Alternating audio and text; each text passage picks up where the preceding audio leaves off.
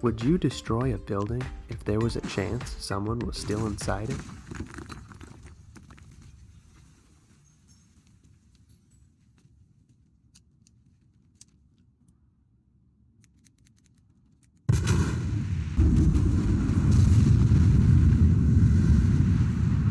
Welcome to Womb to Tomb Apologetics, where you'll learn to be persuasively pro-life.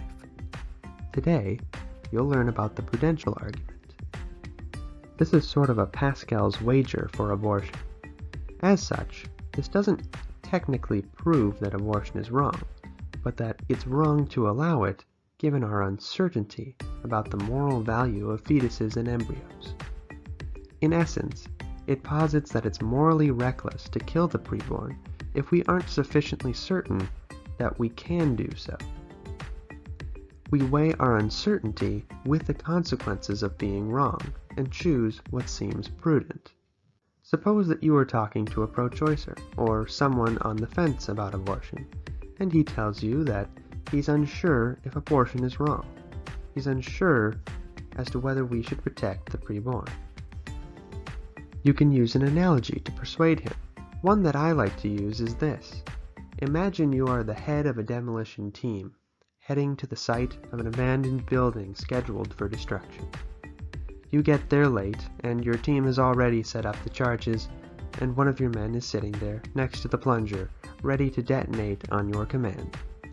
You ask him, "Have you checked the building for people?" He replies, "Yes, but that was like 30 minutes ago. You got here late. We saw some children playing near the site earlier, and I don't see them now, but I don't technically know that they're not in there. How sure do you have to be to detonate? 50% sure the children aren't in there? 75? 80?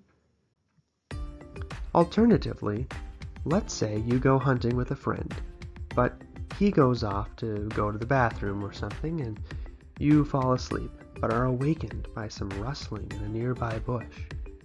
You can't see what's rustling the bush, but you're eager to get your trophy. Do you shoot? Well, the obvious answer, again, is no. That would be morally reckless.